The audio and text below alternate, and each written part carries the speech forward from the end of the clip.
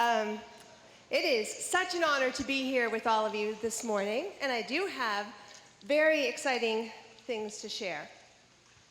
First of all, you should probably know that at the Department of Education, one thing we recognize for certain is that all the answers don't lie with us. They, in fact, lie with the teachers, the school administrators, the school board members, the community members, and most importantly, they lie with you as the students. You are the people who are walking the walk every day through the experience that is Maine's wonderful public education system. My guess is that you have a lot that you could share with the department. And what we've done for the first time ever is we have formed our first student cabinet to the Department of Education.